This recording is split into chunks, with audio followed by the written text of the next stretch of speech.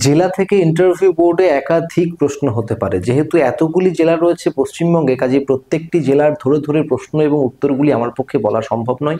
তাই আপনাদের কাছে একটা সাধারণ ধারণা নিয়ে এসেছি, একটা সাধারণ স্কেচ নিয়ে এসেছি। যদি এই ভিডিওটিকে শেষ পর্যন্ত দেখেন তাহলে শেষ পর্যন্ত আপনার জেলা থেকে কি কি প্রশ্ন আপনাকে করা হবে সেই সম্বন্ধে একটা সুদৃঢ় ধারণা আপনি অবশ্যই পাবেন।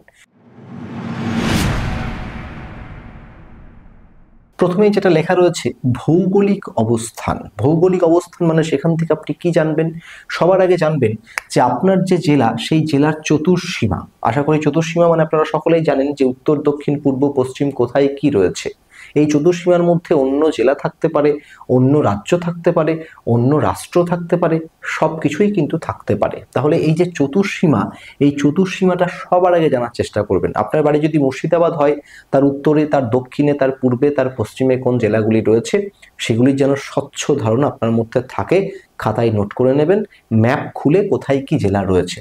এরপর এই যে চতুর্সীমা বলা হলো, চতুর্সীমার পরে রয়েছে অন্য জেলা, অন্য রাজ্য, অর্থাৎ আমি যেগুলো এই ভৌগোলিক অবস্থানের মধ্যে বলেছি। বেশ, এরপরে দেখুন এর মধ্যে যেটা থাকে যে নির্দিষ্ট দ্রাঘিমাংশ, নির্দিষ্ট অক্ষাংশের বিষয়বস্তু কিন্তু থাকে, যদিও সেগুলো হয়তো এতটা পুঙ্খানুপুঙ্খভাবে জানার দরকার নেই, তবুও একবার চোখ বুলিয়ে যাবেন, কারণ ওই ভূগোলের যে রেখাটেখাগুলি সেগুলি কোনটা কোথা দিয়ে গিয়েছে এই বিষয়বস্তুগুলো কিন্তু এই ভৌগোলিক অবস্থানের ক্ষেত্রে কিন্তু অত্যন্ত গুরুত্বপূর্ণ। এবং এই ভৌগোলিক অবস্থানের মধ্যেই কিন্তু অবশ্যই নদ নদীর কথা পড়ে, এই ভৌগোলিক অবস্থানের মধ্যে কিন্তু পাহাড় পর্বতের কথা পড়ে, এই সমস্ত বিষয়বস্তুগুলো কিন্তু আসে। যদিও পশ্চিমবঙ্গের ক্ষেত্রে হয়তো পাহাড় পর্বত অতটা গুরুত্বপূর্ণ নয়, কিন্তু এর মধ্যে নদ নদী আসে, এর মধ্যে ছোট ছোট পাহাড়গুলি আসে। কোন জেলায় কি পাহাড় অবস্থিত, আপনার জেলায় কোনো পাহাড় আছে কিনা, আপনার জেলায় কোন নদ নদী আছে, কোনটা বিখ্যাত, কোন নদী কোথায় গিয়ে পড়েছে, এই সমস্ত বিষয়বস্তুগুলো কিন্তু এই ভৌগোলিক অবস্থানের মধ্যে আসে। এরপর হচ্ছে প্রধান অর্থনীতি, অর্থাৎ আপনি যেখানে বসবাস করেন সেই অঞ্চলের মানুষের প্রধান জীবিকা কি। সাধারণত কৃষিকাজ হবে, কিন্তু কৃষিকাজ শুধুমাত্র যে কৃষিকাজই হবে এমনটা নাও হতে পারে। ঠিক আছে, তাহলে সেই নির্দিষ্ট মানুষের প্রধান জীবিকা কি, কারণ সেই জীবিকার উপরেই কিন্তু অনেক কিছু প্রশ্ন নির্ভর করছে। হতে পারে কোনো একটি অঞ্চল, আপনি যেখান থেকে এসেছেন সেই অঞ্চলের মানুষের প্রধান জীবিকা হচ্ছে পর্যটন, বা এরকম হতে পারে যে সেই অঞ্চলের মানুষের প্রধান জীবিকা হচ্ছে চাকুরিজীবী, সেই অঞ্চলের মানুষ বেশিরভাগই চাকুরি করেন। বা এরকম হতে পারে যে সেই অঞ্চলের বেশিরভাগ মানুষ তারা মৎস্য চাষের সঙ্গে যুক্ত রয়েছেন। যেমন ধরুন সুন্দরবন থেকে যারা আসবেন তাদের জীবিকা কৃষিকাজের থেকে আরো বেশি বেশি হয়তো মৎস্য চাষ হবে। তো এই বিষয়বস্তুগুলো যে আপনি যেখানে বসবাস করেন সেই অঞ্চলের মানুষের প্রধান জীবিকা কি, এবং যখন সেই অঞ্চলের মানুষের প্রধান জীবিকার কথা আপনি বলবেন তখন তার সঙ্গে আপনার সম্পর্ক কি, আপনার পরিবারের সম্পর্ক কি, এই নির্দিষ্ট বিষয়বস্তুগুলো কিন্তু অবশ্যই ভেবে যাবেন। এরপর যেটা হচ্ছে জেলার সাংস্কৃতিক ঐতিহ্য, খুব গুরুত্বপূর্ণ একটি প্রশ্ন। সাংস্কৃতিক ঐতিহ্যের মধ্যে আমি কি কি রেখেছি, যেমন ধরুন উপভাষা। আমরা জানি যে আমরা বাংলা ভাষায় কথা বলি, কিন্তু বাংলা ভাষায় কথা বললেও আমাদের প্রত্যেকের কিছু আঞ্চলিক উপভাষা রয়েছে আমরা যেগুলোতে কথা বলি। এবারে সেই উপভাষার বৈশিষ্ট্য কি? হ্যাঁ, দেখা যাচ্ছে কোনো একটি অঞ্চলের মানুষ তারা বঙ্গালী উপভাষায় কথা বলেন, তাহলে সেই বঙ্গালী উপভাষার সাধারণ বৈশিষ্ট্যগুলো কি? হ্যাঁ, দেখা যাচ্ছে আপনার কথার মধ্যে হয়তো সেই উপভাষার ছোঁয়া রয়েছে, তাহলে সাধারণ চলিত বাংলা এবং সেই যে উপভাষায় কথা বলছেন আপনি তার মধ্যেকার যে বৈশিষ্ট্যের পার্থক্যগুলি কি, এগুলো কিন্তু উপভাষার মধ্যে পড়ে। সেখানকার নাচ, সেখানকার গান, সেখানকার পোশাক, খাদ্যরীতি, উৎসব, ধর্মবিশ্বাস, এই সব কিছুই কিন্তু জেলার সাংস্কৃতিক ঐতিহ্যের মধ্যে পড়ে। তাহলে এখান থেকে কিন্তু আপনাকে অবশ্যই জেনে যেতে হবে। এবারে একটা ছোট্ট উদাহরণ, যে আপনি ভাবছেন যে এখানকার নাচ সম্বন্ধে আমি কি জানবো, তাহলে ছৌ নাচ হয়তো যে নির্দিষ্ট অঞ্চলের সেখানে ছৌ নাচ বিখ্যাত, তাহলে সেই ছৌ নাচ সম্বন্ধে আপনাকে জানতে হবে। যে যে জেলায় ছৌ নাচ বিখ্যাত সেই জেলার মানুষেরা অবশ্যই ছৌ নাচ সম্বন্ধে জানবেন। দেখা যাচ্ছে গান, জারি গান, সারি গান, বাউল গান, ভাটিয়ালি গান, মুর্শিদি গান, এই যে প্রচুর প্রচুর গান আছে। এই যে পোশাক, এই যে খাদ্যরীতি, তো আমাদের পশ্চিমবঙ্গ এমন একটি জায়গা সেটা কিন্তু বিভিন্ন জায়গায় এই নাচ, গান, পোশাক, খাদ্যরীতি, উৎসব, ধর্মবিশ্বাস এগুলো কিন্তু সব বদলে যায়। তাহলে আপনি যে নির্দিষ্ট অঞ্চল থেকে যাচ্ছেন সেই নির্দিষ্ট অঞ্চলের যে সাংস্কৃতিক ঐতিহ্য রয়েছে সেগুলো সম্বন্ধে আপনাকে জানতে হবে। এরপর রয়েছে জেলার ইতিহাস, খুব গুরুত্বপূর্ণ একটি জায়গা জেলার ইতিহাস। জন্ম, কার জন্ম? জেলার জন্ম। সেই জেলা কবে জন্ম নিয়েছে। হতে পারে কোনো একটি জেলা ছিল, যেমন আগে বর্ধমান ছিল, সেই বর্ধমান ভেঙে দুটো ভাগে ভাগ হয়েছে। হ্যাঁ, দিনাজপুর ভেঙে দুটো ভাগে ভাগ হয়েছে, মেদিনীপুর ভেঙে দুটো ভাগে ভাগ হয়েছে, 24 পরগনা ভেঙে ভাগ হয়েছে। তাহলে এই যে আপনি নির্দিষ্ট যে জেলায় বসবাস করছেন সেই জেলাটা কবে ভাগ হয়েছে, যখন ভাগ হয়েছে তখন প্রধানমন্ত্রী কে ছিলেন, তখন আমাদের পশ্চিমবঙ্গের মুখ্যমন্ত্রী কে ছিলেন, এই যে নির্দিষ্ট প্রশ্নগুলি জেলার ইতিহাসের জন্মের সঙ্গে সেগুলো সম্পর্কিত, সেগুলি অবশ্যই আপনি জেনে যাবেন। এরপর যেটা রয়েছে যে স্বাধীনতার সঙ্গে সম্পর্ক কি, অর্থাৎ স্বাধীনতার সঙ্গে সম্পর্ক মানে হচ্ছে যে ভারতবর্ষ যখন পরাধীন ছিল তখন যে যে গণ অভ্যুত্থান হতো, যে আন্দোলন হয়েছিল, যে বিপ্লব সংগঠিত হয়েছিল, সেইগুলির সঙ্গে আপনার নির্দিষ্ট জেলার কোনো সম্পর্ক আছে কিনা। আমাদের এই পশ্চিমবঙ্গে এমন অনেক জেলা রয়েছে যেখান থেকে বড় বড় স্বাধীনতার সংগ্রামী তারা জন্মেছেন সেখানে, হ্যাঁ, এবং নির্দিষ্ট কিছু জেলা রয়েছে যেখানে যার ঐতিহাসিক গুরুত্ব খুব, হ্যাঁ, তো সেই আপনার যে জেলা সেই জেলার সঙ্গে এগুলির কোনো সম্পর্ক আছে কিনা। হ্যাঁ, তো সেগুলো এটাই হচ্ছে ইতিহাস, যে স্বাধীনতার সঙ্গে কি সম্পর্ক রয়েছে এবং তার জন্মের কি ইতিহাস রয়েছে। হ্যাঁ, এগুলো আপনি অবশ্যই জেনে যাবেন। এরপর রয়েছে জেলার নামকরণ, অর্থাৎ আপনার যে জেলা, হ্যাঁ, দার্জিলিং, জলপাইগুড়ি, কোচবিহার যা কিছু হোক না কেন, তো সেই জেলার নামকরণের প্রসঙ্গটি আপনি অবশ্যই জানবেন। যেমন জেলার ইতিহাস সম্পর্কে কোচবিহার, তার কিন্তু একটা ইতিহাস রয়েছে যেটা কোচবিহারের ছেলে মেয়েদের অবশ্যই জানা দরকার। হ্যাঁ, তো জেলার নামকরণ, যে যে জেলায় আপনি বসবাস করছেন, মুর্শিদাবাদ, মুর্শিদাবাদ নামকরণটা কেন হয়েছে, শোনা যায় যে মুর্শিদ কুলি খানের নাম অনুসারে হয়েছে। তো যাই হোক, এই যে কলকাতা, কলকাতা নামটা কেন হয়েছে, কলকাতার আগের নাম কি ছিল, তো এই যে প্রশ্নগুলো, হ্যাঁ, তো সেই নামকরণ থেকে কিন্তু ইন্টারভিউ বোর্ডে প্রচুর প্রশ্ন করা হয়। 24 পরগনা, উত্তর 24 পরগনা কেন নাম করা হয়েছে, ঝাড়গ্রাম নতুন জেলা কেন নামকরণ করা হয়েছে ঝাড়গ্রাম। তো এই যে নামকরণ থেকে প্রচুর প্রশ্ন হয় যে কেন হয়েছে এই নামকরণ, অবশ্যই আপনি সেটা জেনে যাবেন যে আপনার জেলার নামকরণটা এইটা রাখা হয়েছে কেন।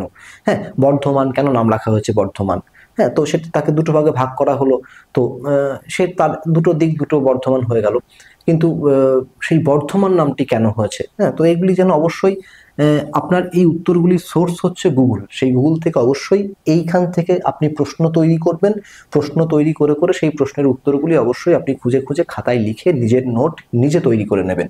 এরপর রয়েছে নামকরণের সার্থকতা, যে নামকরণটা করা হয়েছে, এই যে নদিয়া, নদিয়া নামকরণটি সার্থক, আদৌ কেন সার্থক, তো সার্থক কি সার্থক নয় সেটা বলতে গেলে নদিয়া নামের ইতিহাসটা আপনাকে জানতে হবে, সেটা না জানলে আপনি সেই সার্থকতাকে বিচার করতে পারছেন না। তাহলে নামকরণ থেকে এই সমস্ত বিষয়বস্তুগুলো অবশ্যই জানতে হবে। এরপর হচ্ছে জেলার প্রশাসনিক ব্যবস্থা, প্রশাসনিক ব্যবস্থা বলতে বিভিন্ন প্রধান প্রধান কার্যালয়, এই যে আপনার জেলায় কতগুলো ব্লক রয়েছে, আপনার জেলায় কতগুলো লোকসভা কেন্দ্র রয়েছে, আপনার জেলায় কতগুলো থানা রয়েছে, কতগুলো বিধানসভা কেন্দ্র রয়েছে, হ্যাঁ, তো সেখানে আপনি যে জেলায় বসবাস করেন সেই জেলার বিডিও সাহেবের নাম কি, আপনি মানে যে ব্লকে বসবাস করেন, আপনি যে জেলায় বসবাস করেন সেখানে ডিএম স্যার কে আছেন, হ্যাঁ, পুলিশের প্রশাসনিক হেড কে আছেন, তো এইগুলোই হচ্ছে জেলার প্রশাসনিক ব্যবস্থা।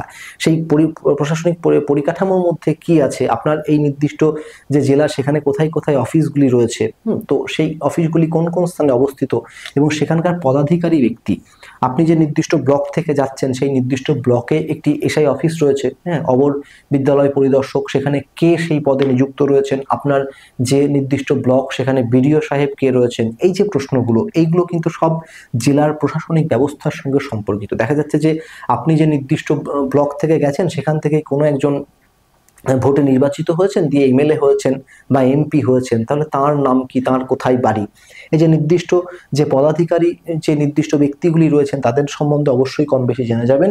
এবং বিভিন্ন প্রধান প্রধান কার্যালয়গুলি কোথায় কোথায় রয়েছে, যেমন আপনার নির্দিষ্ট জেলার সদর শহর কোথায়, হ্যাঁ, তো এখানে কতগুলি শহর রয়েছে, কতগুলি গ্রাম রয়েছে, এই নির্দিষ্ট বিষয়বস্তুগুলি সেই প্রশাসনিক ব্যবস্থার মধ্যে পড়ে।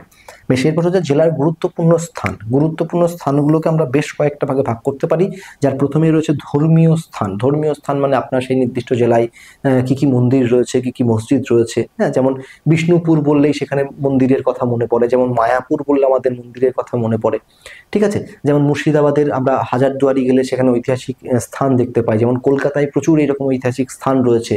তাহলে আপনি যেমন বর্ধমানে কার্জন গেট রয়েছে, তাহলে আপনি যে নির্দিষ্ট জেলা থেকে যাচ্ছেন সেখানে কোন কোন এইরকম ধর্মীয় বা রাজনৈতিক বা ভৌগোলিক বা পর্যটন কেন্দ্র বা ঐতিহাসিক স্থান রয়েছে সেগুলো সম্বন্ধে আপনাকে আপনাকে জানতে হবে।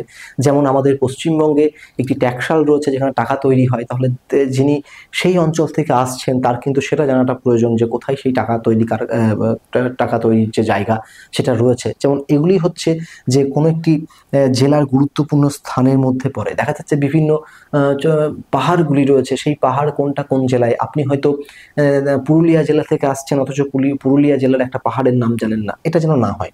এরপর রয়েছে জেলার গুরুত্বপূর্ণ ব্যক্তিত্ব। এই গুরুত্বপূর্ণ ব্যক্তিত্ব বিভিন্ন রকম হতে পারে। আমি দু একটি উদাহরণ দিয়েছি, যেমন কবি, আমাদের রবি ঠাকুর থেকে শুরু করে প্রচুর প্রচুর মহামানব আমাদের এই মাটিতে জন্মেছেন। তাহলে কোথায় কে জন্মেছেন, আপনি যে জেলা থেকে আসছেন সেই জেলার যে বিখ্যাত কবি রয়েছেন, সাহিত্যিক রয়েছেন, সেখানে রাজনৈতিক ব্যক্তিত্ব রয়েছে, রাজনীতিবিদ রয়েছেন, স্বাধীনতা সংগ্রামী জন্মেছিলেন। হ্যাঁ, তো সেই জায়গাগুলো গুরুত্বপূর্ণ। যেমন রাজনৈতিক ব্যক্তিত্ব, যেমন ধরুন আমরা জানি যে কিডনাহার, সেখানে আমাদের প্রাক্তন রাষ্ট্রপতি আমাদের মাননীয় প্রণব মুখার্জি মহাশয়ের বাড়ি। তাহলে এই যে হ্যাঁ, তাহলে বীরভূমের ক্ষেত্রে সেখানে এগুলো গুরুত্বপূর্ণ হয়ে গেল। তো এইরকম দেখুন, আমরা আপনার এলাকায় যে জেলার গুরুত্বপূর্ণ যে ব্যক্তিত্ব রয়েছে তাদের মধ্যে কবি, সাহিত্যিক, রাজনৈতিক ব্যক্তিত্ব, আরো অনেক কিছু হতে পারে, বিজ্ঞানী হতে পারে, কোনো বড় ফিল্ম স্টার হতে পারে, হ্যাঁ, ইত্যাদি ইত্যাদি হতে পারে। সেই আপনার জেলার সঙ্গে যে মানুষগুলো যুক্ত রয়েছেন তার নাম অবশ্যই জেনে যাবেন।